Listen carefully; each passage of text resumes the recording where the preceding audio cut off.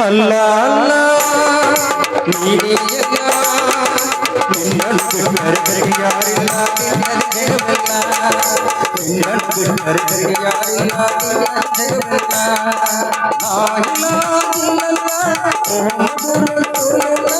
ಅಯ್ಯ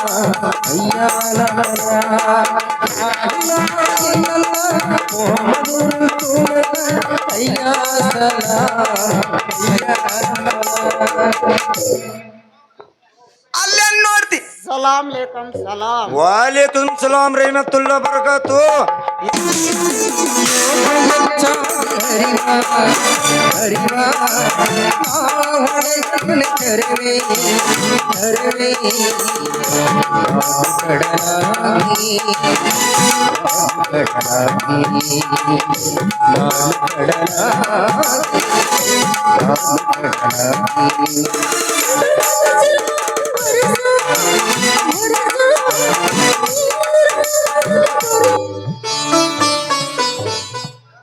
ಯಾಕಯ್ಯಪ್ಪ ಒಂದು ಮುಂಜಾನೆ ನಾನು ಹಿಂದೆ ಬೆನ್ನತ್ತಿಲ್ಲ ಯಾಕ ನಂಗೆ ಯಾಕೆ ಸರಿ ಅನ್ಸೋಲ್ಲ ನೋಡಿದ ಯವ್ವ ನನ್ನ ಮಗಳ ನಿಮ್ಮ ಅಪ್ಪನ ಕೂಡ ಅಡ್ಡಾಡ್ತಿಯಲ್ಲ ನೀವು ಚಂದ ಕಾಣಿಸಂಗಿಲ್ಲ ಬೇ ಯವ್ವ ನನ್ನ ಮಗಳ ಆ ಸತ್ಯ ಬಸ್ಸಿನ ಕೂಡ ಅಡ್ಡಾಡ್ತಿ ನೋಡು ನಿನಗೆ ಚಂದ ಕಾಣತ್ತ ಮಗಳ ಮತ್ತೇನು ಮಾಡಂದ್ಯಪ್ಪ ನನಗೆ ಗಂಡ ನೋಡಿ ಮದುವೆ ಮಾಡಂದ್ರೆ ಮದುವೆ ಮಾಡಾವಲ್ಲಿ ನಿನ್ನ ಮುಂದೆ ಹೇಳ್ಕೊಂಡ್ರೆ ಏನು ಪ್ರಯೋಜನ ಐತಿ ಹೇಳು ನಮ್ಮ ಆಕಿನ ಮುಂದೆ ಹೇಳ್ಕೊಂಡ್ರಿ ಏನಾರ ಪ್ರಯೋಜನ ಐತ್ ಅಳಬಾಡ ಬೇಯವ್ವ ನನ್ನ ಮಗಳ ಅಳಬಾಡ ಈ ಮುದುಕ್ ಮನುಷ್ಯ ಏನು ಸುಮ್ಮನೆ ಕುಂತಿಲ್ಲ ನಿನಗೆ ಒಪ್ಪುವಂತ ಒಂದು ಹುಡುಗ ನೋಡಾಕಂತೀನಿ ಬೇಯವ್ವ ನನ್ನ ಮಗಳ ಯಪ್ಪ ಹುಡುಕ್ತೀನಿ ಅಂತ ಕಟ್ಟ ಮುದುಕಿ ಆದ್ಮೇಲೆ ಹುಡುಕಿದ್ರೆ ಏನು ಸುಖ ಸಿಗುತ್ತೆ ಹೇಳ ಅವನವನ ಕಟ್ಟಿ ಮೇಲೆ ಮುಖಬೇಕಾಗತ್ತೆ ಹೊಚ್ಕೊಂಡು ಕಟ್ಟಕ್ಕೆ ಒಬ್ಬಕ್ಕೆ ಯವ್ವ ನನ್ನ ಮಗಳ ನಿನ್ನ ಜಾತಕದೊಳಗ್ರ ಏನೈತಿ ಒಂದು ಒಳ್ಳೆ ಸ್ವಾಮಿಯರ್ ಕಡಿತ ಕೇಳಿಸಬೇಡ ಅಂತ ತಡಿಯವ್ವ ನಡಿ ಕೆಲಸ ತಡಿ ಯಪ್ಪ ಇಲ್ಲಿ ಅದ ಫುಡ್ ಸ್ವಾಮಿಗಳು ಬರಕಂತಾರ ಹೌದು ಯವ್ವ ನನ್ನ ಮಗಳು ಇನ್ನೂ ಚಲೋ ಆತೋ ಯವ್ವ ಅವ್ರ ಸರದ್ ನಿಂದ್ರವ್ವ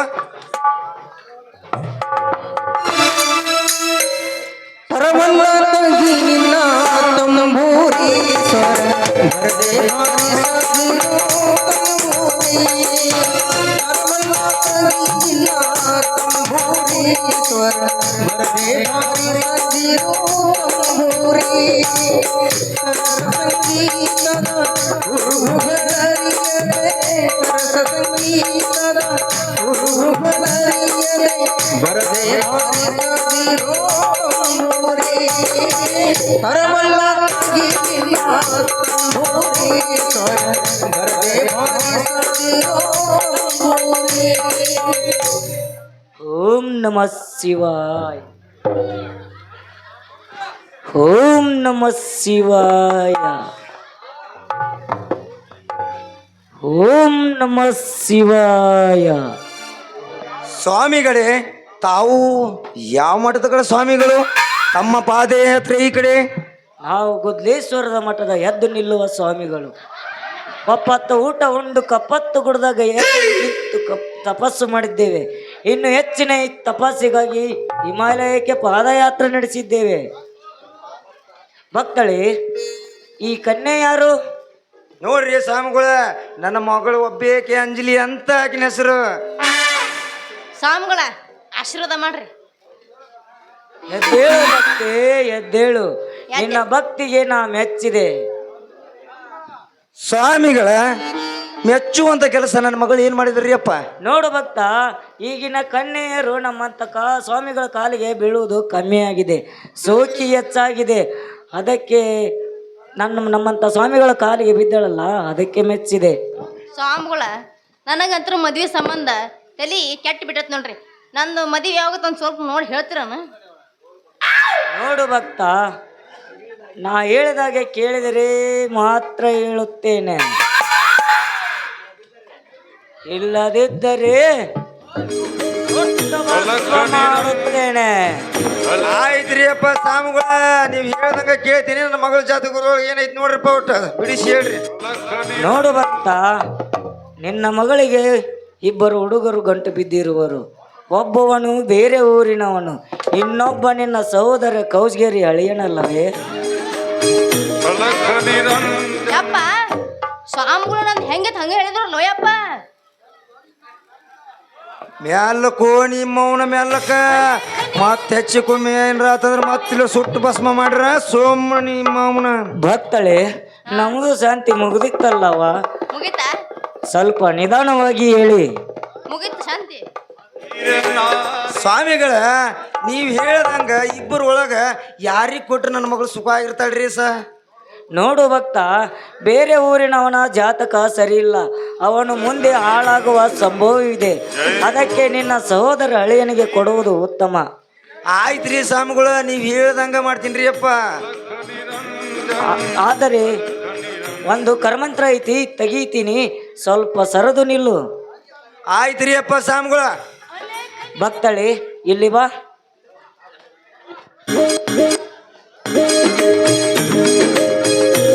ಮಾಡುವೆ ಕಾಶಿ ಯಾತ್ರೆಯ ಚೆನ್ನಾಗಿ ಮಾಡೋ, ಕಾಶಿ ಯಾತ್ರೆಯ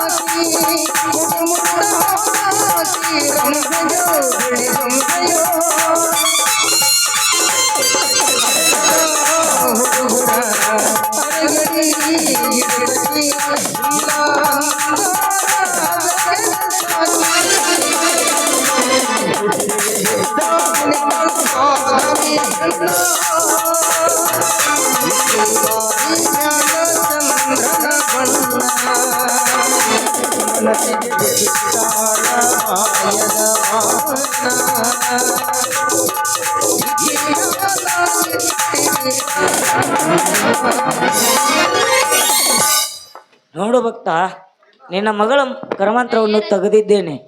ಸ್ವಾಮಿಗಳ ಮಾತು ಮೀರಿದರೆ ನೀವು ಕಷ್ಟ ತಪ್ಪಿದ್ದಲ್ಲ. ಭಕ್ತಳೆ ಬಾ ಇಲ್ಲಿ. ನೋಡಂಜಲಿ, ನಾ ರಿಜಿಸ್ಟರ್ ಆಫೀಸ್ನಾಗ ಎಲ್ಲ ರೆಡಿ ಮಾಡೀನಿ, ಬಂದು ಬಿಡು, ನಾವಿನ್ನು ಬರುತ್ತೇವೆ. ತಥಾಸ್ಸು. ಯವ್ವ ನನ್ನ ಮಗಳ, ಇವರು ನಿಜವಾದ ಸ್ವಾಮಿಯರಂತ ನನಗೆ ಹೆಂಗ್ ಗೊತ್ತಾಗಬೇಕು ಬೇವ ನನ್ನ ಮಗಳ. ಯಪ್ಪ ಹಂಗೆಲ್ಲ ಮಾತಾಡ್ಬೇಡ ಸೋಮ್ಯರ. ಅವರು ಸ್ವಾಮಿಗಳದಾರ ಇಲ್ಲಿ ಕಂದ್ರ ತಪ್ಪ ಬರೋದಿಂದ ನನಗೆ ಶಾಪ ಕೊಟ್ಬಿಡ್ತಾರ. ಮತ್ತ ಯವ್ವ ಇಲ್ಲಿ ಯಾರ ಬರಕಂತಾರ, ಈ ಕಡೆ ಸೈಡಿ ಬಯ್ಯವ ಒಟ್ಟು.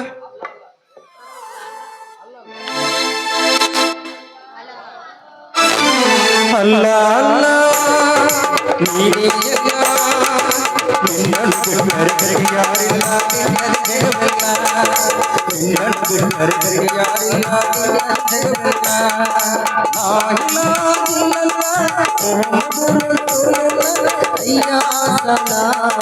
ಅಯ್ಯ ಸಲ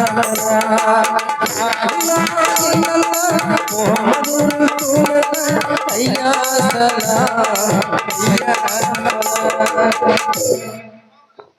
ಅಲ್ಲೇ ನೋಡ್ತಿ. ಸಲಾಮ್ ಲೇಕಂ ಸಲಾಮ್. ವಾಲೇಕುಮ್ ಸಲಾಂ ರಹಮತುಲ್ಲಾ ಬರಕಾತು.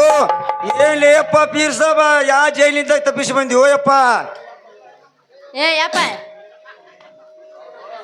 ಅವರು ತಪ್ಪಸ್ಕೊಂಡ್ ಬಂದಿಲ್ಲ, ಅವ್ರ ಜನ ಬ್ರದರ್ ಓಯಪ್ಪ. ಇವ್ ನಾವು ನಾರದ ಮೃದ ಸಾಬ್ ಏನೇನು ಉದ್ಸಕಂತಾನಲ್ಲ. ದೇಖೋ ಸಾಬ್ ನಮ್ದು ಭಾಳ ಹಲತ್ ಐತಿ, ಅದಕ್ಕೆ ನಾವು ಏಕ ರಸ್ತಾ ತೋರಿಸ್ತೀವಿ, ನಮ್ಮ ಬಾತು ಕೇಳಬೇಕು. ಯವ್ವ ನನ್ನ ಮಗಳ ಏನನ್ನಾಗಂತಾನೆ ಬೇವ, ನನಗಂತೂ ದಿಕ್ಕ ತಿಳಿವಲ್ತು ಯವ್ವ ನನ್ನ ಮಗಳ. ಯಪ್ಪ ನಮಗೇನ ಬಾಳ ಕಷ್ಟ ಐತೆ ಅಂತ ಅಯ್ಯಪ್ಪ, ಸ್ವಲ್ಪ ಅವ್ರು ಹೇಳುದು ಕೇಳ್ಬೇಕಂತ ಅಯ್ಯಪ್ಪ. ಯವ್ವ ನನ್ನ ಮಗಳ ದೇಖೋ ಸಾಬ್ ದೇಖೋ ಸಾಬ್ देखो साहब देखो साहब देखो साहब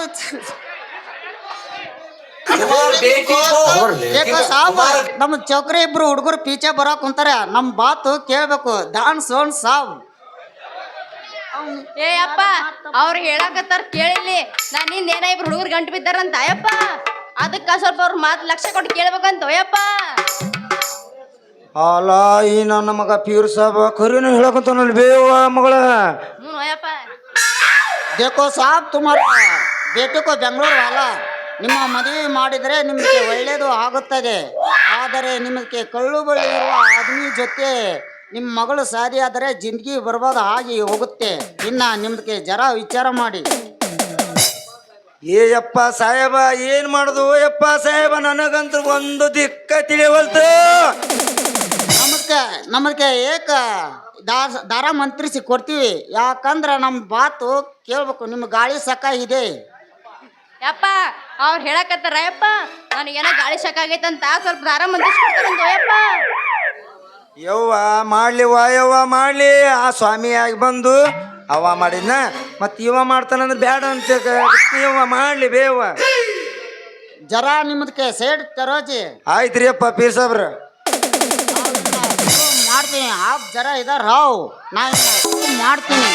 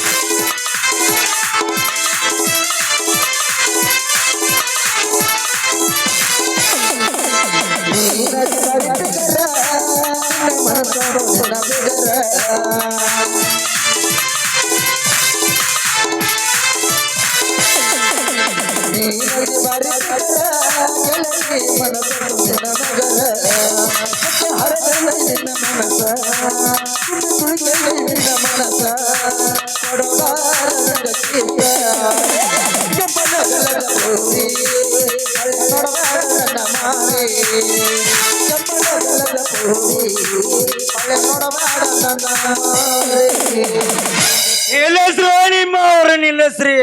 ದಾರ ನೆಂಪು ದಾರ ಮಂತ್ರ ನೆಪದಾಗ ನಿಮ್ಮ ಅವ್ರು ನನ್ನ ಮಗಳು ಕೂಟಾಗ ಕುಳಿದು ಕುಪ್ಪಸಾಕಂತೀನ ಲೇಮ ಸಾಬ. ದೇಖೋ ಸಾಬ್ ನಿಮ್ಮ ಮಗಳು ಬರಬ್ಬರಿ ಮಾಡಿ, ಇನ್ನ ಹೋಗಿ ಬರುತ್ತೇನೆ. ಸಲಾಂ ಅಲೈಕುಂ ಸಾಬ್. ಮಾಡ್ದ ಏನಿರ್ತೀಪ್ಪ ಮಗನ ಬರೋಬ್ಬರೇ ಮಾಡಿರ್ತಿ ಮತ್ತೆ ನಿಮಗೆ ಒಳ್ಳೇದಾಗುತ್ತದೆ. ಹೋಗಿ ಬಿಡ್ರಿ, ಹೋಗೇ ಬಿಟ್ಟ ನಮ್ಗೆ ಸಮಾಧಾನ ಇಲ್ಲ. ಅಲ್ಲವಾ ಯವ್ವ ನನ್ನ ಮಗಳ, ಯಾರ ಮಾತಂತ ಕೇಳೇವೆ ಏನು ಸ್ವಾಮಿ ಮಾತಂತ ಕೇಳು, ಇವ ಜೈಲಿನ ತಪ್ಪಿಸಿ ಬಂದಲ್ಲ ಪೀರ್ ಸಾಬನ ಮಾತು ಕೇಳು. ನನಗಂತೂ ಒಂದು ದಿಕ್ಕ ತಿಳಿಯವಲ್ತು ನಿಮ್ಮವನ. ಯಪ್ಪ ಅದಕ್ಕೆಲ್ಲ ಯಾಕೆ ವಿಚಾರ ಮಾಡ್ತೀವಿ, ಬಾ ಮನೆಗೆ ಹೋಗೋನು. ನೋಡಿ ಯವ್ವ ಹೊಟ್ಟೆಸ್ತು ನೋಡಿ ಯವ್ವ. ಕುಂತ ವಿಚಾರ ಮಾಡೋಣ ಬಾ. ರಾಧಾ ರಾಧಾ ರಾಧಾ ರಾಧಾ ನಮ್ಮೂರ ಯಾವಾಗ ನಮ್ಮೂರ ಯಾವಾಗ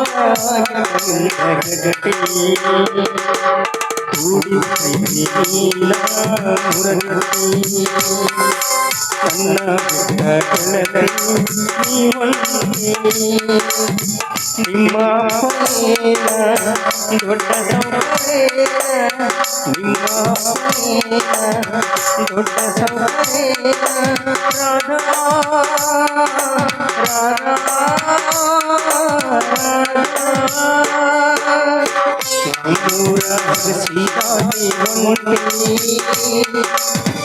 ರಾಧಾ ಯಾವಾಗ ಜಗದಲ್ಲಿ ರಾಧಾ ರಾಧಾ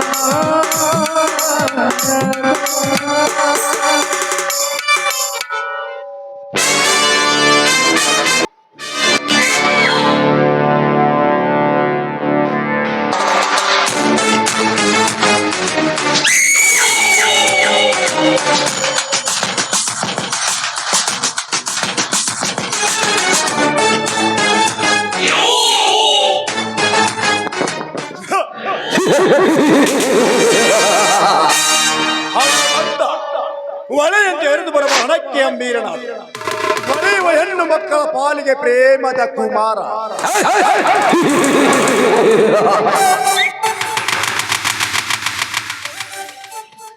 ಇನ್ನು ನಾನು ಕಣ್ಣಿಟ್ಟ ಹೆಣ್ಣು ಅವನಲ್ಲ ಈ ಶ್ರೀಮಂತ ಅಂದಾಗ ನನ್ನ ಕಣ್ಣು ಮುಂದೆ ನಿಂಚಿ ಮರೆಯ ನಕ್ಷತ್ರಗಳ ಸ್ವಪ್ನ ಸುಂದರಿ ಗಂಗಾ.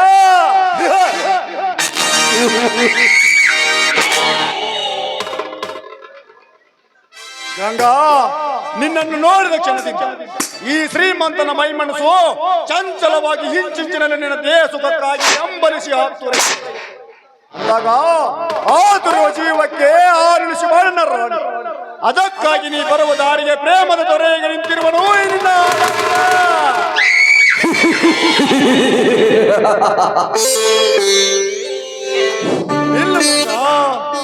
ಅವಸರವನ್ನು ನಿಲ್ಲಿಸಿ ಅರಸನ ಮಾತನ್ನು ಆಲಿಸು. ಬೇರೆ ಅರಸನ ಮಾತನ್ನು ಆಲಂಗಿಸುವ ಸಮಯ ನನಗಿಲ್ಲ. ಯಾಕಂದ್ರೆ ನನ್ನ ಅರಸ ನನ್ನ ಅರಮನೆಯಲ್ಲಿ ನೀರಿನಿಗೋಸ್ಕರ ದಾರಿ ಕಾಯ್ತಾ ಇದ್ದಾನೆ. ದಾರಿ ಬಿಡಿ, ನಾನು ಹೋಗ್ಬೇಕು. ನಿಲ್ಲು ಗಂಗಾ, ಅವಸರದ ನಡಿಗೆಯನ್ನು ನಿಲ್ಲಿಸಿ ಈ ಅರಸ ಬಲದನದಲ್ಲಿ ಬಿದ್ದು ಬಡವನರಿಸಿ ಹೋಗುವೆಯಲ್ಲ, ನೀನು ಎಂತ ಮೂರ್ಖಳು. ಸಾವುಕಾರ್ರೆ, ಪತಿಯ ಪರ ದೈವವನ್ನು ನಂಬಿಕೊಂಡಿರೋ ಪತಿರುತ ಹೆಣ್ಣು ನಾನು ಅಂದಾಗ ಈ ನಿಮ್ಮ ಸಿರಿವಂತರಿಗೆ ಸೆರೆಗೆ ಹಾಸುವ ಬಣ್ಣಗೆಟ್ಟ ಹೆಣ್ಣು ನಾನಲ್ಲ.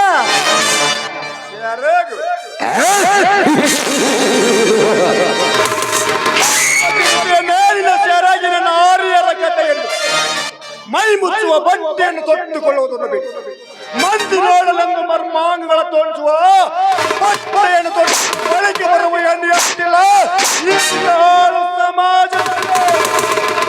ಸಾವುಕಾರ್ರೆ, ಮಂದಿ ಹೇಳ್ತಾರಂತ ಹಂದಿ ತಿನ್ನಕಂತೂ ಸಾಧ್ಯ ಇಲ್ಲ. ಅದ್ರ ಹಾಗೆ ಅರ್ಧ ಮರ್ಧ ಬಟ್ಟೆ ಹಾಕಿಕೊಂಡು ತಿರುವುದಕ್ಕೆ ನಾನೇನು ಆಂಗ್ಲರ ಹೆಣ್ಣು ಮಗಳು ಅಲ್ಲ. ಭಾರತ ಸಂಸ್ಕೃತಿಯಲ್ಲಿ ಗಂಡುಳ್ಳ ಘನತೆಗೆ ಬಾಳುವ ಹೆಣ್ಣು ನಾನು. ಸುಮ್ಮನೆ ಸರಿ ಆಚೆ. ಸರಿ ಪುರುಷನ ಸರಿಸದ ಸಮಯದಲ್ಲಿ ಸರಿಯಾಚೆ ಎಂಬ ಶಬ್ದ ಅತ್ಯಂತ ನಾರಿಯರ ಬಾಯಿಂದ ಬರುವುದು ಸರಿ ಕಾಣಲ್ಲ. ಗಂಗಾ, ಈ ಸಂಜೆ ಸಮಯ ಜಾರಿ ಹೋಗುವುದಕ್ಕಿಂತ ಮುಂಚೆ ಬಂದು ಸೇರುವ ನನ್ನಲ್ಲಿ ಒಲ್ಲದ ಮಾತಿನಿಂದ ಬಲ್ಲೆಬ್ಬಿಸುವ ಮಾತುಗಳನ್ನು ಆಡಿದರೆ ಬಲಾತ್ಕಾರದ ಬಲೆ ಬೀಸಿ ಶೀಲವನ್ನು ಅನುಭವಿಸಿ ಪ್ರಾಣವನ್ನು ಪರಮಾತ್ಮನ ಪಾದಕ್ಕೆ ಕಳಿಸುವೆ. ಎಚ್ಚರ ಹೇಳಿದ ತಕ್ಷಣ ಬಂದು ಸರಿನಾಸೋದಕ್ಕೆ ಇದೇನು ಕೀಲಿನ ಚಕ್ಕಡಿ ಅಂತ ತಿಳ್ಕೊಂಡಿದ್ಯೋ ಮುಟ್ಟ. ಈ ಚಕ್ಕಡಿಯನ್ನು ಸವಾರಿ ಮಾಡಿ ಧರಿಸುವುದಕ್ಕಾಗಿ ನನ್ನ ಅರ್ಜುನ ತಾನೆ. ಗಂಡುಗಲಿ ಪುಂಡ ಹುಲಿ ಎನಿಸ್ಕೊಂಡ್ರೆ ನನ್ನ ಅರ್ಜುನನ ಮುಂದೆ ನೀನು ಅವನಿಗೆ ತೃಣಕ್ಕೆ ಸಮಾನ. ಹದ್ದು ಮೀರಿ ಮಾತನಾಡಿದಂತ ನಾರಿಯರನ್ನು ನೆಲೆ ಮಾಡುವ ಧೀರ ನಾನು. ನಿನ್ನಂತ ಸೊಕ್ಕಿನ ಹೆಣ್ಣಿನ ಗರ್ವ ತುಂಬಿದ ಗಂಡನನ್ನ ಭದ್ರತೆ ಎಂಬ ಕುಂಕುಮ ಧರ್ಮವನ್ನು ಅಳಿಸಿ ರಂಡೇರ್ನಾಗಿ ಮಾಡಿದ ಕಟುಕಗಳ ನಾಯಕ ನಾನು. ಅಂದಾಗ ಸಮಯ ಸಾಧಿಸಿ ನಿನ್ನ ಪತಿಯನ್ನ ಮೋಸದ ಮಾಯ ಜಲಕ್ಕೆ ಸಿಗಿಸಿ ಶೀಲವನ್ನು ಅನುಭವಿಸಿ ಪ್ರಾಣವನ್ನು ಪರಮಾತ್ಮನ ಪಾದಕ್ಕೆ ಕಳಿಸುವ ಕೊಡುವ ಕಾಲ ರಾಣಿಯದಲ್ಲೇ ಇದೆ. ಆವಾಗ ಗಂಡನನ್ನು ಕಳೆದುಕೊಂಡ ರಂಡೆ ಸಮಾಜದ ಕಣ್ಣಿಗೆ ಮದುವೆಯಾದ 3 ತಿಂಗಳಲ್ಲಿ ಪತಿಯನ್ನು ನುಂಗಿದ ಮುಂಡೆ. ಬೇಡ ಸೌಕರ್ಯ ಬೇಡ. ಈ ಕೆಟ್ಟ ಶಬ್ದಗಳನ್ನು ಮಾತನಾಡಿ ಇದನ್ನ ಮನಸ್ಸನ್ನು ನೋಯಿಸ್ಬೇಡಿ. ನಿಮಗೆ ಕೈ ಮುಗ್ದು ಬಿಟ್ಕೊಳ್ತೀನಿ, ನನ್ನನ್ನು ಬಿಟ್ಬೇಡಿ. ಅದು ಅಲ್ಲದೆ ಈ ನನ್ನ ಮಂಗಲಕ್ಕೆ ಯಾವ ಕುತ್ತನೂ ತರಬೇಡಿ. ನನ್ನ ಪಾಡಿಗೆ ನನ್ನನ್ನು ಬಿಟ್ಬೇಡಿ, ನಾನು ಹೋಗ್ತೇನೆ. ಮೈಯಲ್ಲಿ ಶಕ್ತಿ ಇದೆ ಎಂದು ಊರುಗೋಳು ಜೊತೆ ಮುದ್ದಾಡಲಿಕ್ಕೆ ಹೋದರೆ ಗಾಯವಾಗುವುದು ಗೂಳಿಗಲ್ಲ, ನಿನ್ನ ಗಂಡ ಹತ್ತು ನಡೆಗೆ ಅದನ್ನೆರಡು ನ್ಯಾಸ ಮಾಡಿದ ನಾ ಹೇಳಿದಾಗೆ ಕೇಳಿದರೆ ಮುಂದೆ ಬರುವ ಕಷ್ಟಗಳೆಲ್ಲ ಏನಂತೀಯ? ಸೌಕರ್ಯ, ನಾನಂತೂ ಶೀಲವನ್ನು ಮಾನ ಮರ್ಯಾದೆಯನ್ನು ಕಳೆದುಕೊಂಡು ಬದುಕುವ ಹೆಣ್ಣಂತ್ರೂ ಅಲ್ಲ. ನೀವು ಕೇಳಿದ್ರೆ ಬೇಕಿದ್ರೆ ನನ್ನ ಪ್ರಾಣವನ್ನು ಕೊಡ್ತೀನಿ, ಆದ್ರೆ ನನ್ನ ಶೀಲಕ್ಕೆ ಮಾತ್ರ ಎಂದು ಕೂತು ತಂದ್ಕೊಳ್ಳೋದಿಲ್ಲ. ಈ ಹೆಣ್ಣು ಎರಡು ರತಿ ಮನ್ಮಥರೆಂಬ ಕುಲ್ಮೆಯಲ್ಲಿ ಕಟ್ಟಿಗೆ ನೆಟ್ಟು ಕಾಯಿಸಿದಾಗ ವರ ಒಮ್ಮೆ ಬರುವುದು ಇದರ ಸುವಾಸನೆ. ಸಮಯ ನೋಡಿ ಇದನ್ನು ಅನುಭವಿಸಬೇಕಷ್ಟೇ. ಹಾಗಾದರೆ ವರ ಒಮ್ಮೆ ಬರಲಿ ನಿನ್ನ ಮಧುರ ಕಂಡದಿಂದ ಒಂದು ಸಮಧುರ ಗಾನ.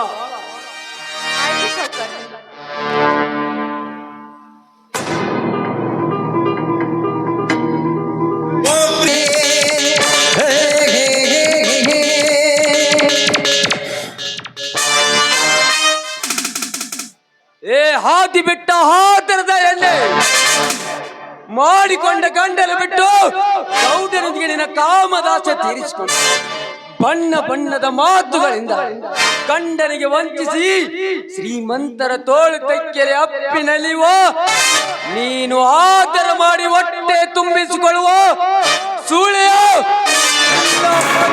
ಚಾಗಿನ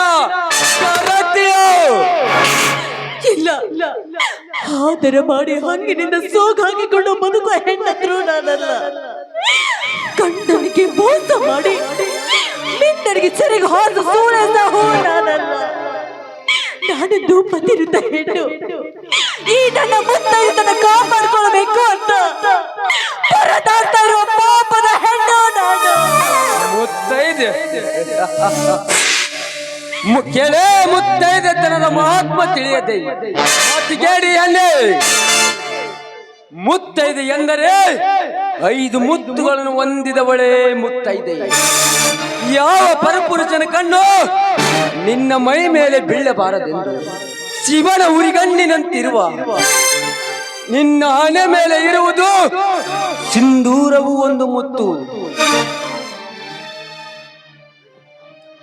ಇಂದು ಯೌವನ ವಯಸ್ಸಿನಲ್ಲಿ ಮನಸ್ಸು ಜಾರಿ ಮತ್ತಪ್ಪನ ಬಯಸಬಾರದೆಂದು ಬಂಧಿಸಲ್ಪಟ್ಟ ನಿನ್ನ ಕಾಲುಂಗರವು ಒಂದು ಮುತ್ತು. ಪತಿ ಸಂಸಾರದಲ್ಲಿ ಪತಿ ಧರ್ಮ ಪಾಲಿಸು. ಇದಕ್ಕೆ ವಿರುದ್ಧವಾಗಿ ನಡೆದರೆ ಆನೆಗೆ ಅಂಕುಶದಂತೆ ಗಂಡನ ಹಿಡಿತದಲ್ಲಿರುವ ನಿನ್ನ ಮೂಗಿನ ಮೇಲೆ ಇರುವುದು ಮೂಗುತ್ತಿನ ತಂದ ಮುತ್ತು. ನೀನು ಹೋಗುವ ದಾರಿಯಲ್ಲಿ ಯಾವ ಗಂಡಸ್ತಿನ ಕಣ್ಣು ನಿನ್ನ ಎದೆ ಮೇಲೆ ಬಿದ್ದಾಗ ಪಿತ್ತ ನೆತ್ತಿಗೆ ಏರಿಸಿಕೊಂಡು ನತ್ತಿರ ಬಂದಾಗ ಸಹೋದರ ಎಂದು ಎಚ್ಚೆತ್ತುಕೊಳ್ಳಲಿಕ್ಕೆ ನಿನ್ನ ಎದೆ ಮೇಲೆ ಇರುವುದು ಮಾಂಗಲ್ಯವು ಒಂದು ಮುತ್ತು. ಇನ್ನು ಹುಟ್ಟಿದೆ ಎನ್ನು ಸಾಯುವವರೆಗೂ ಶುಭಕಾಲದಲ್ಲಿ ಸೂಚಿಸುವ ನಿನ್ನ ಕೈಯಲ್ಲಿರುವ ಹಸಿರು ಬಳೆ ಒಂದು ಮುತ್ತು. ಇವುಗಳನ್ನು ಹೊಂದಿದವಳೇ ಮುತ್ತೈದೆ. ಇವುಗಳನ್ನು ಗಾಳಿಗೆ ತೂರಿದೆ ಯಾವ ಮುತ್ತೈದೆ ಎನ್ನು.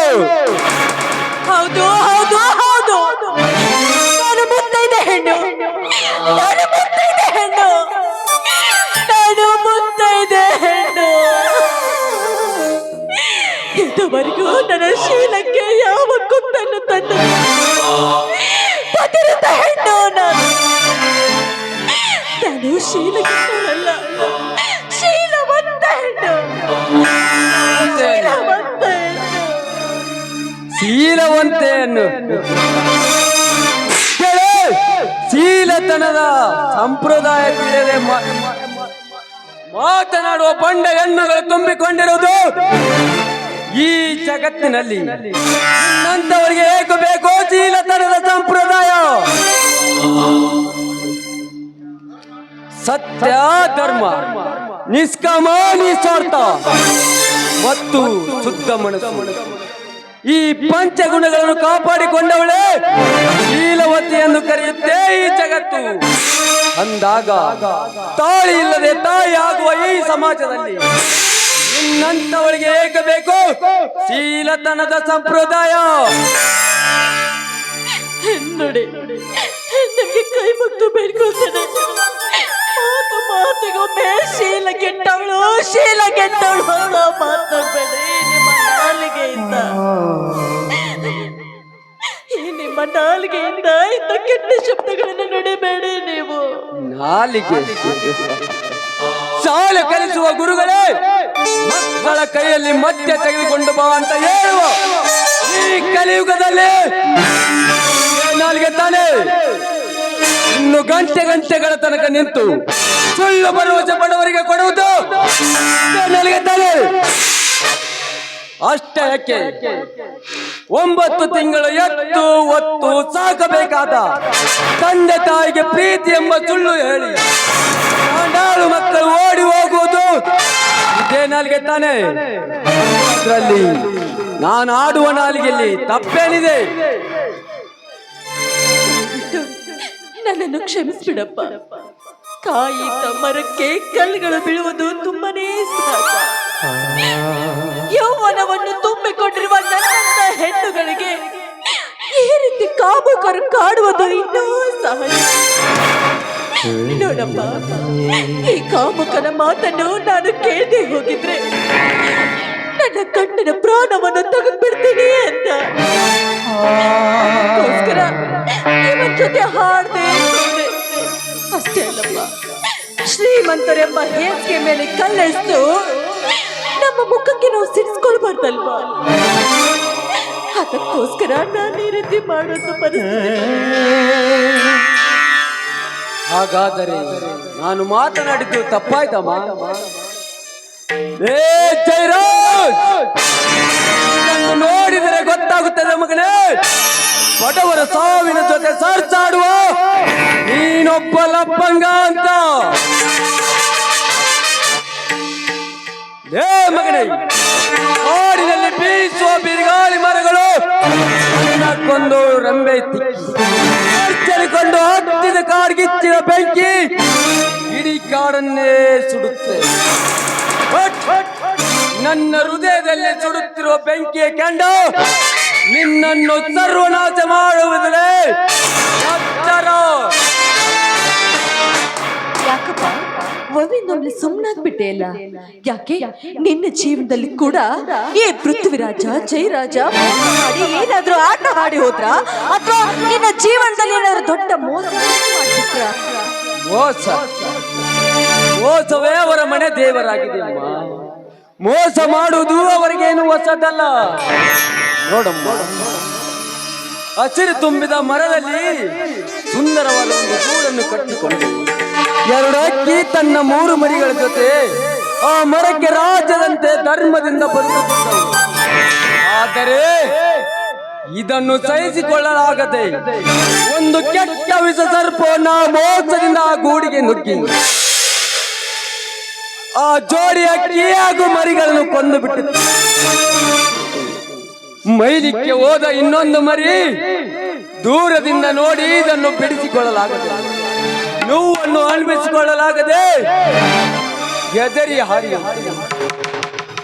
ಈಗ ಹಾರಿ ಹೋದ ಅಕ್ಕಿ ರೆಕ್ಕೆ ಪುಕ್ಕ ಬಲಿತು ಆ ವಿಷ ಸರ್ಪ ಯಾವ ಹುತ್ತದಲ್ಲಿ ಅಡಗಿ ಕುಳಿತಿದ್ದರೂ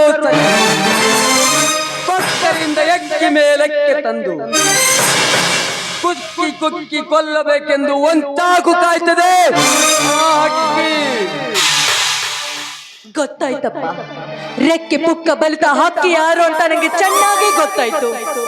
ಈ ನಿನ್ನ ಎದೆಯಲ್ಲಿ ಇಷ್ಟೊಂದು ಬೆಂಕಿ ಕೊಂಡು ಅಂತ ಕಾಮುಕ ರುಂಡವನ್ನು ಚಂಡಾಡೋದಕ್ಕಾಗಿ ನೀನು ಅವತರಿಸಿ ಬಂದಿದೆ ಅಂತ ಮೇಲೆ ನಿನಗೆ ಜಯ ಸಿಕ್ಕೇ ಸಿಕ್ಕ. ಆ ದುರ್ಗಾ ಪರಮೇಶ್ವರಿ ಸದಾ ನಿನ್ನನ್ನು ಕಾಪಾಡ್ತಾಳೆಂಬ ನಂಬಿಕೆ ನನಗಿದೆ. ನಾನು ಪಡ ತುಂಬಾ ಹೊತ್ತಾಯ್ತು, ನಾನಿನ್ನು ಬರ್ತೀನಿ.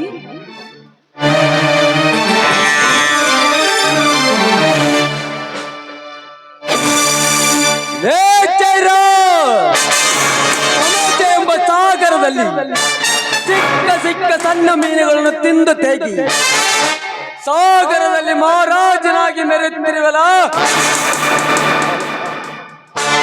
ಇನ್ನು ಮುಂದೆ ಅದು ಸಾಧ್ಯವೇ ಇಲ್ಲ. ಯಾಕಂದರೆ ನೀನು ಹೋಗುತ್ತಿರುವ ಹೆಜ್ಜೆಯನ್ನು ಗುರುತಿಸಿ ಬಲೆಯನ್ನು ಹಾಕಿ ಹಿಡಿದು ತಂದು ಇದೇ ಸಮಾಜದ ಮುಂದೆ ನಿನ್ನನ್ನು ಕಡೆದು ಹಂಚಿ ಊಟ ಮಾಡಿಸುವವರೆಗೂ ಸಮಾಧಾನವೇ ಇಲ್ಲ. ಬರುತ್ತಾನೆ.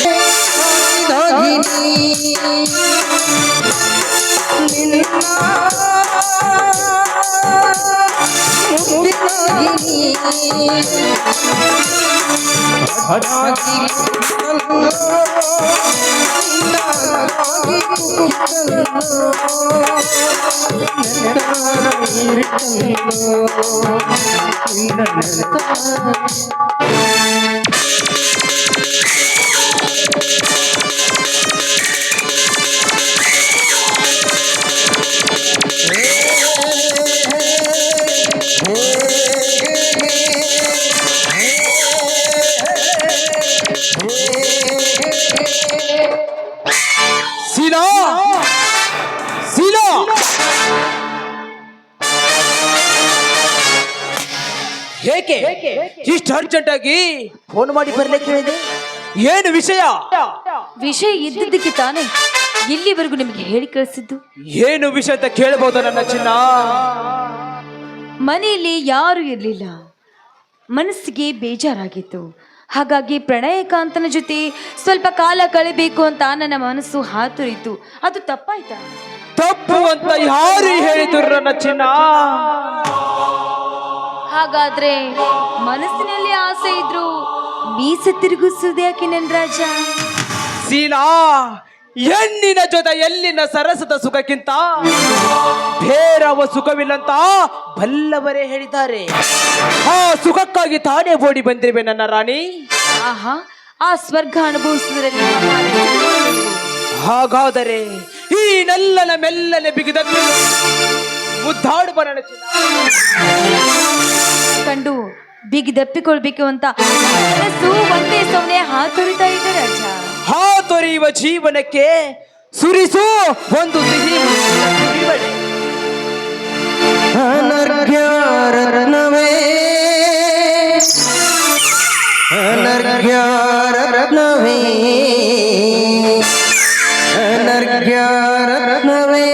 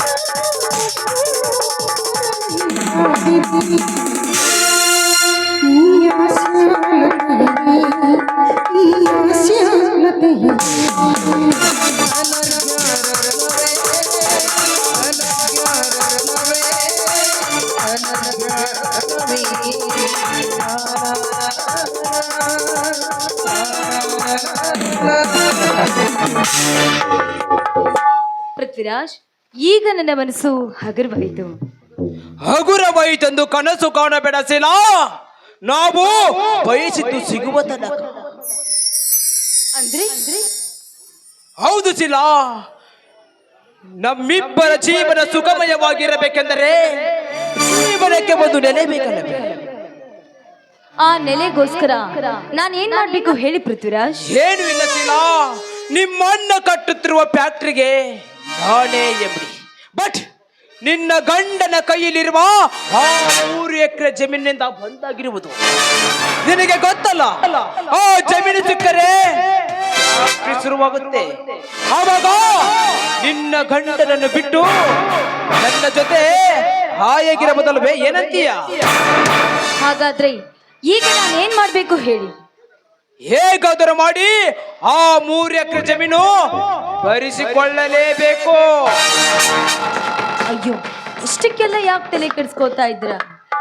ಈಗಾಗ್ಲೇ ಶಂಕರ್ ಕರೆಯಿಲ್ಲದೆ ತೆರೆಯಂತೆ ತಣ್ಣಗಾಗಿರುವನು. ಅವನ ಮನ ಕರೆ ಹೋಗುವಂತೆ ಮಾತುಗಳನ್ನ ಹೇಳಿ ಬರ್ಸ್ಕೊಂಡ್ರಾಯ್ತು ಬಿಡಿ. ಅದೇನ್ ಮಾಡ್ತೇವೆ ಗೊತ್ತಿಲ್ಲ ಶೀಲಾ. ಒಟ್ಟಿನಲ್ಲಿ ಆ ಶಂಕರ್ನ ಆಸ್ತಿ ನಮ್ಮ ಕೈ ಸೇರಬೇಕಿತ್ತು ಅಷ್ಟೇ. ಅಂದಾಗಲೇ ನಾವಿಬ್ಬರು ಸಂತೋಷದಿಂದ ಬದುಕಲು ಸಾಧ್ಯ. ಪೃಥ್ವಿರಾಜ್, ಈ ಭೂಮಿಯ ಮೇಲೆ ಒಂದು ಪ್ರಾಣಿ ಬದುಕಬೇಕು ಅಂದ್ರೆ ಇನ್ನೊಂದು ಪ್ರಾಣಿಯನ್ನ ಬಲಿ ತೆಗೆದುಕೊಳ್ಳೋದು ಈ ಜಗದ ನಿಯಮ ಅಲ್ವೇ? ಶೀಲಾ, ಸುಖದ ಸುಪ್ಪತ್ತಿಯಲ್ಲಿ ಹಾಯಾಗಿ ಬೆಳೆದು ನನ್ನ ಮನಸ್ಸಿರು ಗೊತ್ತಿಲ್ಲ. ಆಯ್ತು, ಆದಷ್ಟು ಬೇಗ ಈ ಕೆಲಸ ಮಾಡ್ತೀನಿ. ನೀವೇನು ಚಿಂತೆ ಮಾಡಬೇಡಿ. ನಾನೇನು ಬರಲ್ಲ. ಶೀಲಾ, ಇವತ್ತೇ ಒಳ್ಳೆಯ ಸಮಯ. ಆ ಶಂಕರನಿಂದ ಹೇಗಾದರೂ ಆಸ್ತಿಯನ್ನು ಪರಿಸಿಕೊಂಡರೆ ಈ ಊರಿಗೆ ನೀನೇ ರಾಣಿ, ನಾನೇ ರಾಜ. ನಡೆ ಹೋಗೋಣ.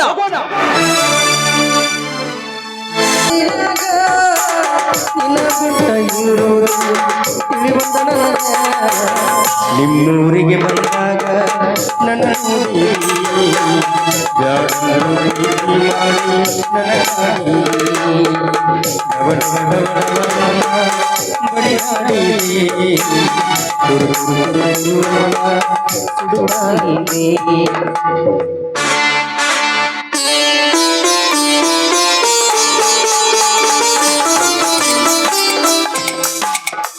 ನಾನು ಯಾರು ಎಂದುವ ತಿಳಿಸುವ ಕಾಲ ಹತ್ತಿರ ಬಂದಾಯ್ತು. ತಂದೆ ಮಾತಿನಂತೆ ಜಗಕ್ಕೆ ಹಣ್ಣು ಕೊಡುವ ರೈತನಾಗಿ ತಂದೆಗೆ ತಕ್ಕ ಮಗನಾದೆ. ಇನ್ನು ಸರ್ಕಾರ ಕೊಟ್ಟಿರುವ ಕೆಲಸ ಈ ವಸಂತರಾವ್ ದೇಸಾಯಿ ಅವರನ್ನು ಕೊಲೆ ಮಾಡಿದವರನ್ನು ಕಾನೂನಿಗೆ ಒಪ್ಪಿಸಿ ಸರ್ಕಾರದ ಸೇವಕನಾಗಲೇಬೇಕು.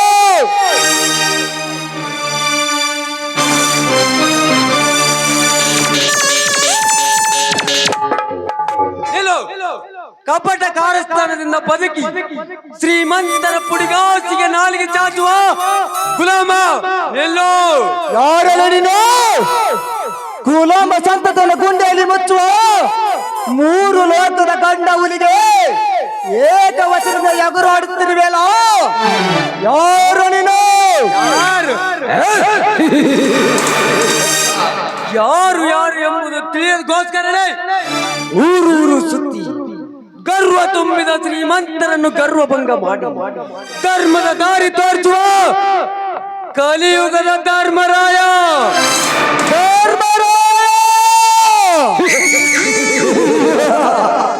ಧರ್ಮದ ದಾರಿ ತೋರಿಸುವ ಈ ಧರ್ಮರಾಯನಿಗೆ ನನ್ನನ್ನು ತಡೆಯಲು ಕಾರಣವೇನೆಂದು ಮೊದಲ ಕಾರಣ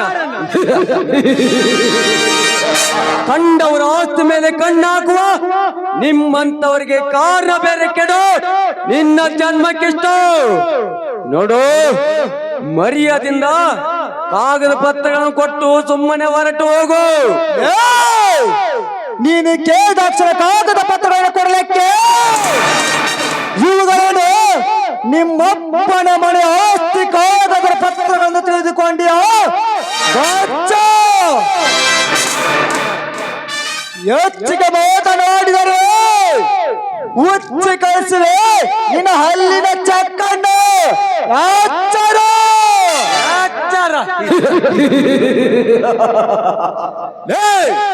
ನನಗೆ ಎಚ್ಚರ ಕೊಟ್ಟರು ಎಲ್ಲರಿಗೂ ಹುಚ್ಚರಂತೆ ಮಾಡಿ ಕೆಚ್ಚದೆಯಿಂದ ಧೈರ್ಯ ತುಂಬಿದ ಜನರಿಂದ ಕಲ್ಲಲ್ಲಿ ಒಡಸಿ ಹುಚ್ಚ ನಾಯಿಯಂತೆ ಹೊಸಗಿಯಾಗಬಲ್ಲೆ ಅಂದಾಗ ನಿನ್ನ ಕೈಯಲ್ಲಿರೋ ಕಾಗದ ಪತ್ರ ಕೊಟ್ಟು ಬಿಡು. ಅಲ್ಲಿನ ಚೆಕ್ಕನ್ನು ಬೆಚ್ಚಿ ಕಳಿಸು ಎಂಬ ಆವೇಶದ ಮಾತನಾಡಿ ಸಿಕ್ಕು ಸಾಯಬೇಡ. ಶಬಾಸ್ ಕಂಡ ಶಬಾಸ್. ಧರ್ಮದ ಮಾತುಗಳನ್ನಾಡಿ ಅಧರ್ಮದ ಅಡಿಯಲ್ಲಿ ಅಡಗಿಕೊಳ್ಳುವ ನೀನೊಬ್ಬ ಕಳ್ಳ ಬುಪ್ಪನೆಂದು ನನಗೆ ಚೆನ್ನಾಗಿ ಗೊತ್ತು. ನಿಮ್ಮಂತವರಿಂದ ಸಮಾಜಕ್ಕೆ ಬೆಂಕಿ ಹಚ್ಚಿ ಜನರನ್ನು ಸಾಯಿಸುವುದು, ಈ ಅರ್ಜುನ ತಡೆಯುವುದು, ಸೂರ್ಯನ ಕಣ್ಣಿಗೆ ಮಣ್ಣು ಎರಚುವುದು ಎರಡೇ ಒಂದು. ಆರದ ಗಾಯವಾಗಿ ಮಾಯವಾಗುತ್ತಿರುವ ಈ ಕರ್ಣ ನದಿಯಲ್ಲಿ ಉರಿಯುತ್ತಿರುವ ಬೆಂಕಿ ಕುಂಡಕ್ಕೆ ಬಿಸಿ ತುಪ್ಪ ಸುರಿದು ನನ್ನ ರೋಷಾಗ್ನಿ ಕುಂಡಕ್ಕೆ ಬೆಂದು ಹೋಗುವುದಕ್ಕಿಂತ ಮುಂಚೆ ನಿನ್ನ ಕೈಯಲ್ಲಿರೋ ಕಾಗದ ಪತ್ರ ಕೊಟ್ಟು ಬಿಡು. ಇಲ್ಲಾಂದ್ರೆ ನಿನ್ನನ್ನು ಈ ಭೂಲೋಕದಿಂದ ಮಂಗಳಾಡಬೇಕಾಗುತ್ತದೆ. ಈ ನಿನ್ನ ಉತ್ತರ ಕುಮಾರಂತ ಪೌರುಷದ ಮಾತುಗಳಾಡಿದ ತಕ್ಷಣ ಭಯಪಟ್ಟು ಓಡಿ ಹೋಗುವ ಏಡಿಯಲ್ಲ ಈ ಅರ್ಜುನ. ನಿಮ್ಮಂತರ ಭಯವನ್ನು ಹುಟ್ಟಡಗಿಸಿ ಮೆಟ್ಟಿ ನಿಲ್ಲುವ ನಿಮ್ಮಂತವರ ಪಾಲಿನ ಯಮನಾಡ.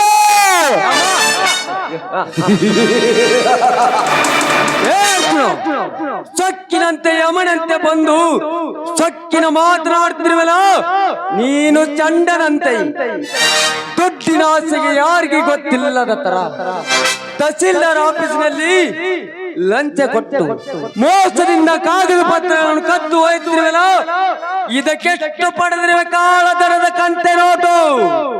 ಅದರ 10 ಪಟ್ಟು ಹಣ ನಾನು ನಿನಗೆ ಕೊಡುವೆ. ನನಗೆ ಕೊಡು, ಏನಂತೀಯ? ಎಚ್ಚರದಿಂದ ಮಾತನಾಡು. ದುಡ್ಡಿನ ಆಸೆಗೋಸ್ಕರ ಮಾನವತೆಯನ್ನು ಮಾರಿಕೊಳ್ಳುವ ಮಾಣಿಗಡಿಯಲ್ಲ ಈ ಅರ್ಜುನ. ನಿಮ್ಮಂತವರ ಕರ್ಮ ಎಂಬ ಕಾಲಚಕ್ರ ತುಳಿದು ನಿಲ್ಲುವ ಛತ್ರಪತಿ ಇವನು.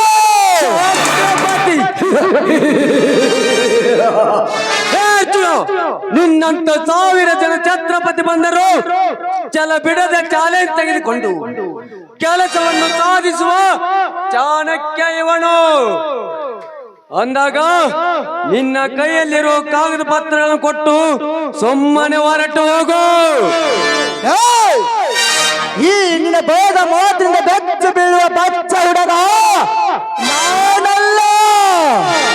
ಕೆಚ್ಚೆದೆಯಿಂದ ನಿಮ್ಮಂತವರ ಸ್ವಚ್ಛದ ಉಕ್ಕಿದ ಬಿಸಿ ರಕ್ತವನ್ನು ಕುಡಿದು ನಿನ್ನ ದೇಹವನ್ನು ಇಂಚಿಂಚಾಗಿ ನರಿ ನಾಯಿಗಳಿಗೆ ನಿಂತು ಹಂಚದಿದ್ದರೆ ನಾನು ಈ ಕಲಿಯುಗದಲ್ಲಿ ಗಂಡುಗಳೇ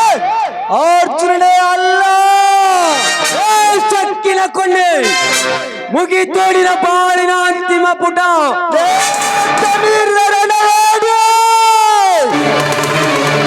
ಎಂದು ಬಿಟ್ಟು ನನ್ನ ಕಾಲನಿಂದ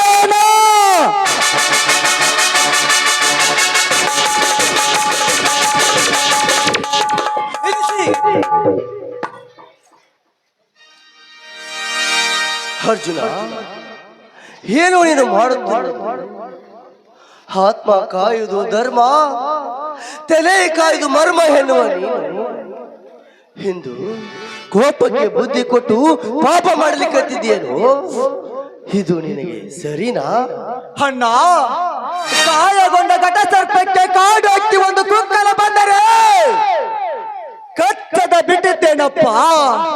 ಅಂದಾಗ ಕಾರಣವಿಲ್ಲದೆ ಮಾರ್ನ ಹೋಮ ಮಾಡುವ ಮತಿಗೆಟ್ಟ ಮನುಷ್ಯ ನಾಡಲಪ್ಪ ಈ ನಿನ್ನ ತಮ್ಮ. ಅಣ್ಣ, ಸುಮ್ಮನಿದ್ದ ಈ ನಿನ್ನ ತಮ್ಮನ್ನು ತೊಡವಿ ಕಾಲಕ್ಕೆದರಿ ಜಗಕ್ಕೆ ಬಂದ. ಅಷ್ಟರಲ್ಲಿ ನೀವು ಬಂದಿರಿ. ನೋಡಪ್ಪ, ನೀನು ಯಾರು ಅಂತ ನನಗೆ ಗೊತ್ತಿಲ್ಲ. ನಿನ್ನನ್ನು ನಾನು ಯಾವಾಗಲೂ ನೋಡಿಲ್ಲ. ಅಂಥದ್ರೊಳಗೆ ನನ್ನ ತಮ್ಮ ಒಂದು ಸಣ್ಣ ಹಿರಿವೆಗೆ ಕೂಡ ದ್ರೋಹ ಮಾಡಿದವನಲ್ಲ. ಅಂತವನ ಮೇಲೆ ಯಾಕಪ್ಪ ನೀನು ಜಗಳಕ್ಕೆ ಬಿದ್ದಿ? ಹೇಳಪ್ಪ, ಹೇಳು. ಅದು ಯಾಕಪ್ಪ ನನ್ನ ತಮ್ಮನ ಪರವಾಗಿ ಮಾತನಾಡುತ್ತಿದ್ದೇನೆಂದು ಸಂದೇಹ? ಹಾಗೇನಿದ್ದರೆ ಹೇಳು. ನನ್ನ ತಮ್ಮನೇನಾದರೂ ತಪ್ಪು ಮಾಡಿದರೆ ನನ್ನ ಸಹೋದರ ಎಂಬುದನ್ನು ಮರೆತು ಇದೇ ಬಂದೂಕಿನಿಂದ ಅವಳನ್ನು ಸುಟ್ಟು ಹಾಕಿ ಬಿಡುತ್ತೇನೆ. ಯಾಕೆಂದರೆ ಇವನು ನ್ಯಾಯ, ನೀತಿ, ಧರ್ಮಕ್ಕೆ ಬೆಲೆ ಕೊಟ್ಟ ಮಾನವಂತರ ಮನೆತನದ ರಕ್ತ ಕನಪ್ಪ ಇವನು. ಅಂದಾಗ ಸತ್ಯಕ್ಕೆ ಬೆಲೆ ಕೊಡ್ತಾನೆ ಹೊರತು ಸುಳ್ಳಿಗಲ್ಲಪ್ಪ ಇವನು, ಸುಳ್ಳಿಗಲ್ಲಪ್ಪ. ಈ ಕಲಿಯುಗದಲ್ಲಿ ತಾವು ಮಾಡಿದ ತಪ್ಪನ್ನು ಇನ್ನೊಬ್ಬರ ಮೇಲೆ ಹೊರಸಿ ಅವರ ಬಾಯಿನಲ್ಲಿ ಅಂತ್ಯ ಆಡುವ ಈ ಜಗತ್ತಿನಲ್ಲಿ ಇಂದು ಮುಂದೆ ನೋಡದೆ ತನ್ನ ಒಡ ಹುಟ್ಟಿದ ತಮ್ಮನೆಂಬುದನ್ನು ಮರೆತು ತಪ್ಪು ಮಾಡಿದವರಿಗೆ ತಕ್ಕ ಪ್ರಾಯಶ್ಚಿತ್ತ ಆಗಲೇಬೇಕೆಂದಿರಲ್ಲ. ಇಂಥ ಕರ್ಮದ ಕಲಿಯುಗದಲ್ಲಿ ನಿಮ್ಮಂತವ್ರು ಇರುವುದರಿಂದಲೇ ಇನ್ನು ನ್ಯಾಯ, ನೀತಿ, ಧರ್ಮ ಉಳಿದಿರುವುದು. ದಯವಿಟ್ಟು ನನ್ನನ್ನು ಕ್ಷಮಿಸಿಬಿಡಿ. ನಿಮ್ಮ ಕಾಲಿಗೆ ಬಿದ್ದು ಬೇಡಿಕೊಳ್ಳುತ್ತೇನೆ. ಹೆದ್ದೇಳಪ್ಪ, ಹೆದ್ದೇಳು. ಆ ತಂದೆ ಅಮರಲಿಂಗ ಬಸವೇಶ್ವರ ನಿನ್ನ ಸದಾ ಕಾಪಾಡ. ಹೌದು, ಯಾಕಪ್ಪ ನೀನು ಜಗಳಕ್ಕೆ ಬಿದ್ದಿ? ಹೇಳಪ್ಪ, ಹೇಳು. ಸತ್ಯವನ್ನು ಕಾಯುವ ನಿಮ್ಮ ಹತ್ತಿರ ತಲೆ ಎತ್ತಿ ಹೇಳುತ್ತೇನೆ. ಈ ನಿನ್ನ ತಮ್ಮ ತಹಸೀಲ್ದಾರ್ ಆಫೀಸ್ನಲ್ಲಿ ಲಂಚ ಕೊಟ್ಟು ಮೋಸದಿಂದ ಕಾಗದ ಪತ್ರಗಳನ್ನು ಕದ್ದು ಹೋಯಿತು. ಅದಕ್ಕೆ ತಡೆದು ನಿಲ್ಲಿಸಿ ಪತ್ರಗಳನ್ನು ಕೊಡು ಎಂದು ಕೇಳಿದೆ. ಹಠ ಮಾಡಿದ ಸಿಟ್ಟಿಗೆ ಎದ್ದು ಸುಡಲಿಕ್ಕೆ ಆಗ್ತಿದೆ. ಹೌದು ಅಣ್ಣ, ಆ ಜಮೀನ್ದಾರರ ಕಾಗದ ಪತ್ರಗಳನ್ನು ತೆಗೆಸಿಕೊಂಡು ಬರ್ತಿದ್ದೆ. ನನ್ನನ್ನು ತೊಡೆದು ಆ ಪತ್ರಗಳನ್ನು ಕೊಡು ಎಂದ. ಅಷ್ಟಕ್ಕೆ ಇವನಿಗೆ ಹೇಗೆ ಕೊಡಬೇಕು? ಇವನಿಗೆ ಆ ಪತ್ರದಿಂದ ಆಗುವ ಲಾಭವಾದರೂ ಏನು? ನೋಡ, ಅವನು ತೆಗೆಸಿಕೊಂಡಿರುವುದು ಜಮೀನ್ದಾರಿನ ಹೊಲದ ಕಾಗದ ಪತ್ರ. ಅಷ್ಟಕ್ಕೂ ಆ ಕಾಗದ ಪತ್ರಗಳಿಂದ ನಿನಗಾಗುವ ನಷ್ಟವಾದರೆ ಏನು? ಅದು ಅಲ್ಲದೆ ಆ ಪತ್ರಗಳಿಂದ ನಿನಗೂ ಸಂಬಂಧವಾದರೆ ಏನಪ್ಪ? ಹೇಳಪ್ಪ, ಹೇಳು. ಸಂಬಂಧವಿದೆಯಪ್ಪ, ಸಂಬಂಧವಿದೆ. ಸತ್ತು ಸ್ವರ್ಗದಲ್ಲಿರುವ ನನ್ನ ತಂದೆ ತಾಯಿಗೂ ಅವಲಕ್ಕೂ ಸಂಬಂಧವಿದೆ. ಏನಂತ ಹೇಳಪ್ಪ, ಏನಂತ ಹೇಳಲಿ? ಅಂದರೆ ನಿನ್ನ ಮಾತಿನ ಅರ್ಥ ಏನಂತ ಹೇಳಪ್ಪ ನನ್ನ ಹತ್ತಿರ? ಹೇಳುತ್ತೇನಪ್ಪ, ಹೇಳದನುವಾದರೂ ಕಡಿಮೆ ಆಗುತ್ತದೆ. ಹೇಳುತ್ತೇನಪ್ಪ, ಹೇಳುತ್ತೇನೆ. ಧರ್ಮದ ದೊರೆಯಾದ ನಿಮ್ಮ ಹತ್ತಿರ ಹೇಳುತ್ತೇನೆ. ಇಂದಿಗೆ 25 ವರ್ಷಗಳ ಹಿಂದೆ ಇದೇ ಊರಿನ ಶ್ರೀಮಂತ ವಸಂತರಾವ್ ದೇಸಾಯಿ ನನ್ನ ತಂದೆ ದಿಕ್ಕಿಲ್ಲದ ಪರದೇಶಿಗಳಾಗಿದ್ದ ಆ ಜಯರಾಜ ಪೃಥ್ವಿರಾಜರು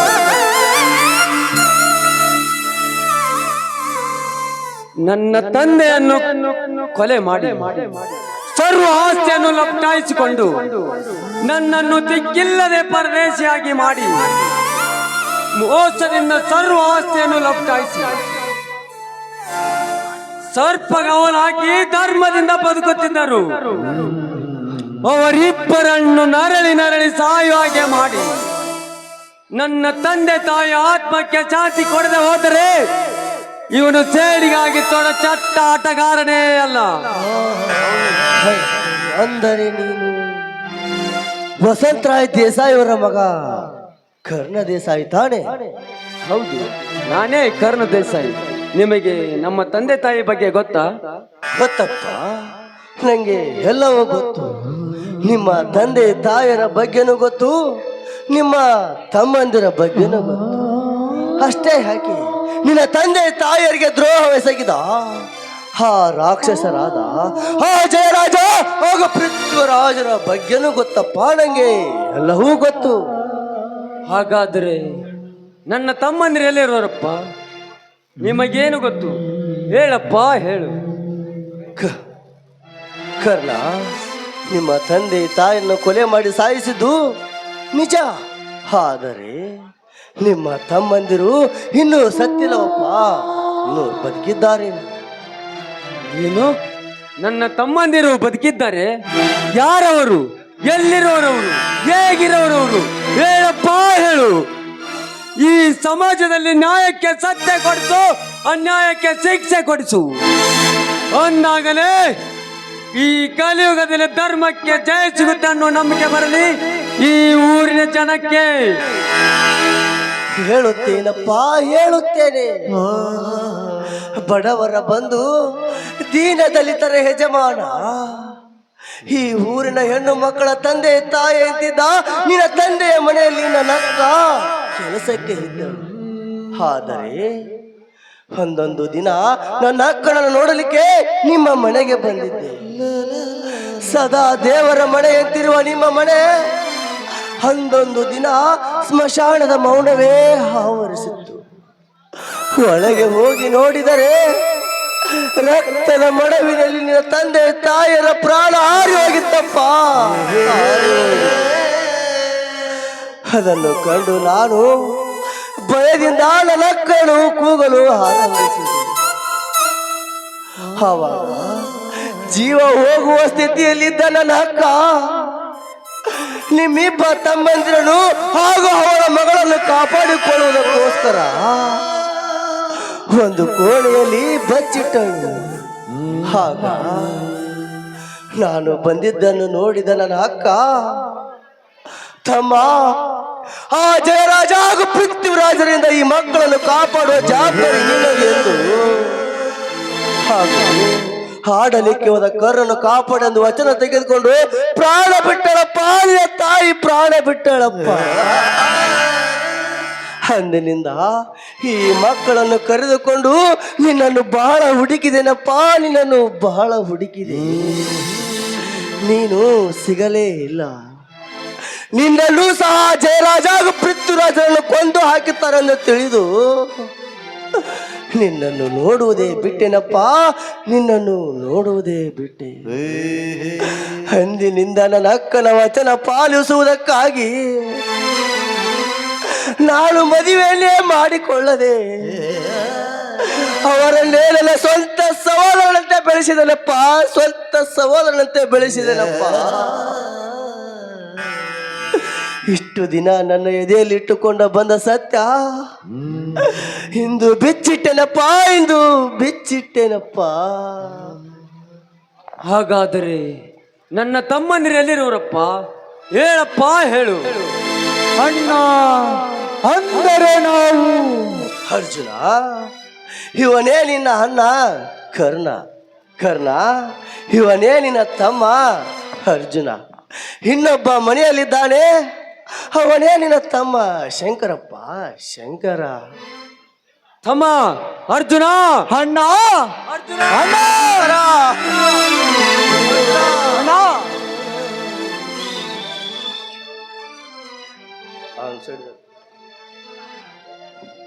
ಏ ಜಯರಾಜ್, ಪೃಥ್ವಿರಾಜ್ ಮೋಸದಿಂದ ನನ್ನ ತಂದೆ ತಾಯಿಯನ್ನು ಕೊಲೆ ಮಾಡಿ ಬದ್ಮಾಸ್ ನನ್ನ ಮಕ್ಕಳೇ, ಇನ್ನು ಮುಂದೆ ನೀವು ಯಾವ ಹುತ್ತದಲ್ಲಿ ಅಡಗಿದ್ದರೂ ಸರಿ, ಎತ್ತಿ ಮೇಲಕ್ಕೆ ತಂದು ನಿಮ್ಮ ಶಿರವನ್ನು ಕತ್ತರಿಸಿ ನನ್ನ ತಂದೆ ತಾಯಿ ಆತ್ಮಕ್ಕೆ ಶಾಂತಿ ಕೊಡದೆ ಹೋದರೆ ಅಂದಾಗಲೇ ನನ್ನ ಆತ್ಮಕ್ಕೆ ಶಾಂತಿ. ಏ ಕರ್ಮದಿಂದ ಮೆರೆಯುತ್ತಿರುವ ನಿಮಗೆ ಧರ್ಮ ಕೂಡ ತೀರ್ಪು ಹತ್ತಿರ ಬಂದಾಯ್ತು.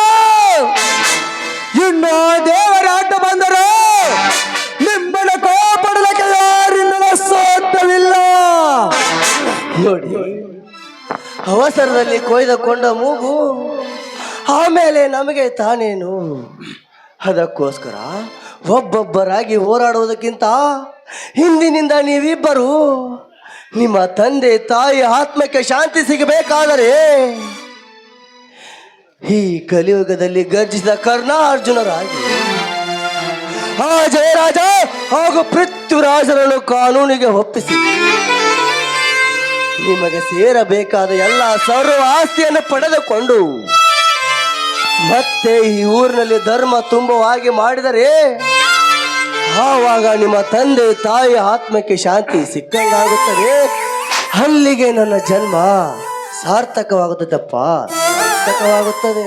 ಅಣ್ಣ, ಅವರ ತಪ್ಪಿಗೆ ತಕ್ಕ ಶಿಕ್ಷೆ ಕೊಡಿಸಿ ನಮ್ಮ ಸರ್ವ ಆಸ್ತಿಯನ್ನು ವಶಪಡಿಸಿಕೊಂಡು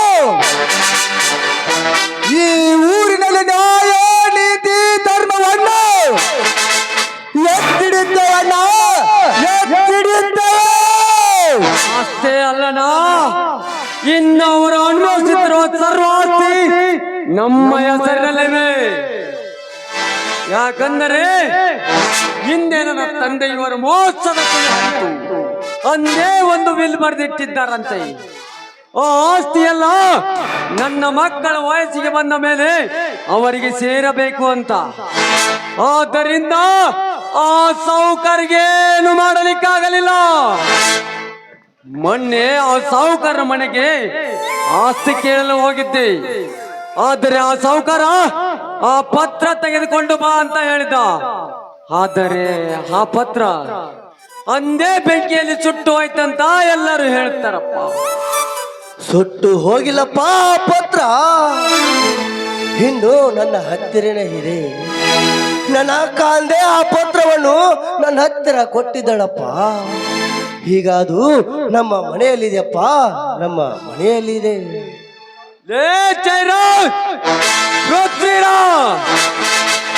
ಅಂತ್ಯಕಾಲ ಹೊತ್ತು ಆರಿ ಹೋಗೋ ದೀಪಕ್ಕೆ ಕಾಂತಿ ಹೆಚ್ಚು ಅನ್ನುವ ಹಾಗೆ ಅಂತ್ಯಕಾಲ ಹೊತ್ತು ಪತ್ರದೊಂದಿಗೆ ನಿನ್ನ ಹತ್ತಿರ ಬರ್ತಿದ್ದೇವೆ ಸಿಡಿದತ್ತ ಸೋದರರು.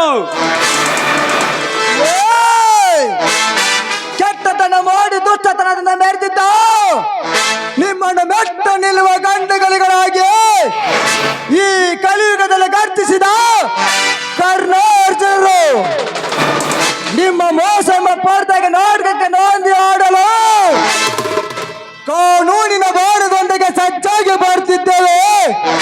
ಈ ಕಲಿಯುಗದಲ್ಲಿ ಗರ್ತಿಸಿದ ಕರ್ಣಾರ್ಜುನರು. ಅಣ್ಣ, ಆಶೀರ್ವಾದ ಮಾಡೋಣ. ಹೆದ್ದೇಳಿದಪ್ಪ, ವಿಜಯಶಾಲಿಗಳಾಗಿ ಬನ್ನಿ. ಅಣ್ಣ, ಇಂದಿನಿಂದ ಈ ದಿನ ಮಕ್ಕಳು ಚೇಡಿಗಾಗಿ ಸಿಡಿದದ್ದು ಹುಲಿಗಳಾಗಿ ಧರ್ಮವನ್ನು ತುಳಿದು ಧರ್ಮವನ್ನು ಎತ್ತಿಡಿದ್ದೇವೆ, ಎತ್ತಿಡಿದ್ದೇವೆ, ಬರುತ್ತವೆ. ಸೂರ್ಯಚಂದ್ರರೇ ಕಂಗಳು ಗಿರಿಶೃಂಗವೇ ನಿನಂಗವ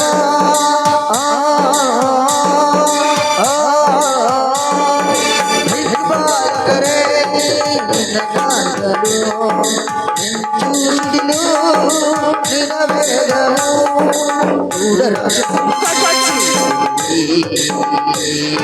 ನೀನೇನೊಳಗೆ ಬಿಚ್ಚಿರುವೆ ಆಕಾಶವೇ ಹೋರಾಡಲಿ ಆಕಾಶವೇ ಮೇಲಿರಲಿ ಬಿಟ್ಟ ಹೆಜ್ಜೆ